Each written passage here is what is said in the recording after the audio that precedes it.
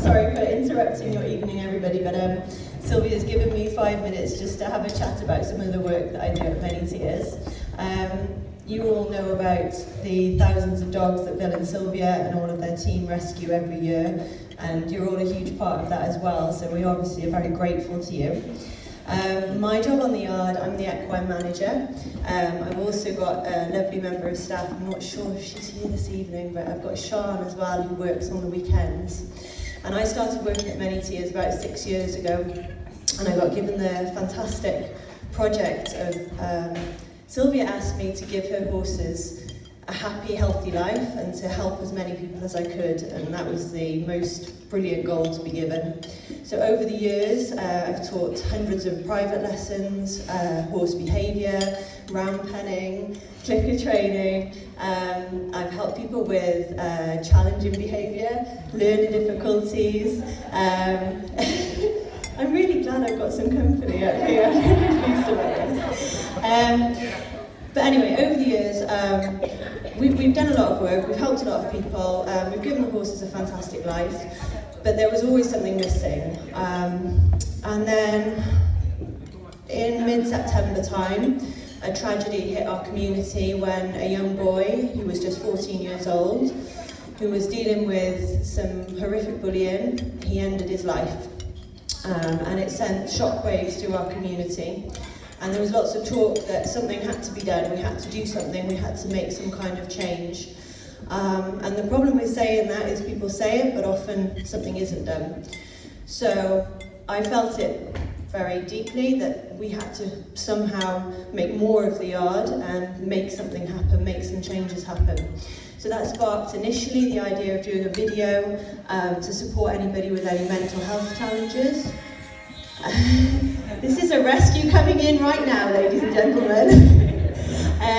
We made a video to help anybody with any mental health challenges. Quite a few of you were involved with that, and a big thank you to you for your help with that.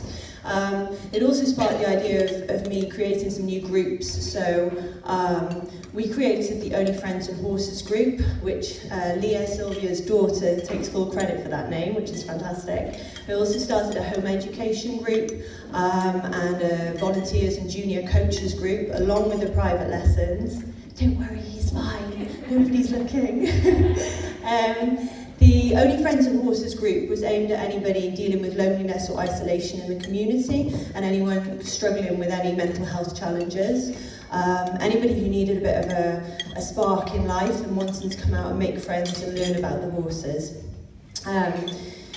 The group took off hugely, and I'm really proud of the people that come to the group. Some of them have come forward to me and told me about the tragedies that they've had to cope with throughout their lives. And it's an honour and a privilege to be able to hear their stories and see their bravery turning up to the group every week.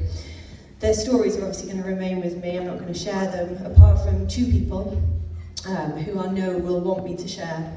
One of them is Lynn, so anybody who follows my Facebook page and my blog, you will have seen possibly some of the news about Lynn. He's a local gentleman who was a businessman, and 10 years ago he lost vision in one eye. He had corrective surgery that went wrong, and he lost the vision in the other eye. So he was left completely blind, thrown into a very dark depression. The only people that he was able to communicate was with his family. And then he started coming to the yard, and things started to change for him. It boosted his confidence. Everybody, all the members of staff know Lynn. He's a fantastic part of our yard now. He's able to now catch a horse, put a head collar on, lead them over to tie them up. He can groom, he can pick out feet, he can bath, and he's a big part of my Only Friends and Horses group. Another person that's in the group is actually my mum, and she has vascular dementia and Alzheimer's, which is an enormous challenge for her and for us.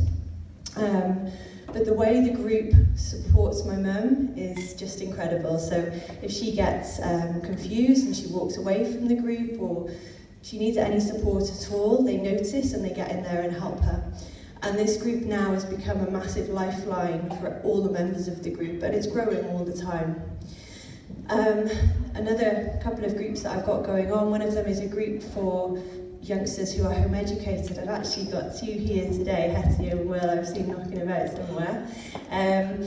These guys are a big part of my group. My home education group is for anyone in the community, any children who are home educated, and some of them have been home educated from a young age and have been because that's what their parents thought was best and they're having a fantastic time with it. Others have been home educated because they've had to cope with bullying, just like Bradley did. And they've faced quite difficult challenges. So within that group, my aim is to teach them about horses, let them develop those transferable skills that you can gain from being with horses, like building confidence, learning teamwork, learning leadership skills, and also for the group to create a bit of a discussion group where we take on challenging ideas. Like this week we were discussing stress, which I think sometimes perhaps isn't necessarily discussed with children and perhaps should be. So we talk about stress, or we talk about goals, or we talk about what success means, and the way these young people take these ideas forward is a real inspiration. So hopefully you're going to see some videos from them coming up very soon. So along with those groups, I've got my volunteers group. I also teach private lessons all the time. I've got students coming from Coleg Lydia, which is a local college for youngsters with learning difficulties. So the yard itself is incredibly busy. I know some of you guys have supported me through sponsoring Lynn or helping with donating teas and coffees and squash and things like that. So a massive, massive thank you to anybody that has done that. There's other ways that you could help. So any fundraising that anybody does in the future is a massive, massive help to us. We really want to keep these groups going. As I say, it's a lifeline to quite a few people that attend. Another thing that's really simple that makes a massive difference to me is I've got a couple of social media pages, so my Facebook page and my Instagram page. Anybody following those, literally clicking like on any of my posts, it just makes everything a bit more visible to everybody and hopefully spreads the word about what we're doing just a little bit further. So yeah, life on the yard is pretty hectic. I'm very grateful to Bill and Sylvia for the opportunities that they've given to me to be able to help other people.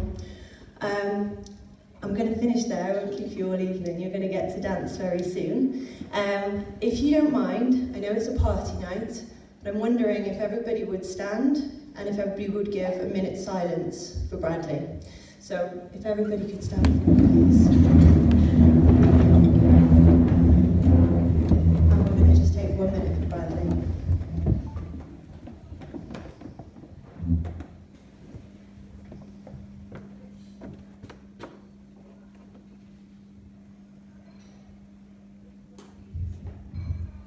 Bradley's family have been through a huge amount, obviously, and they are coping with grief every day.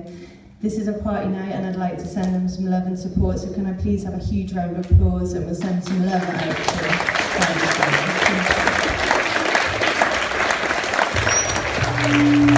family.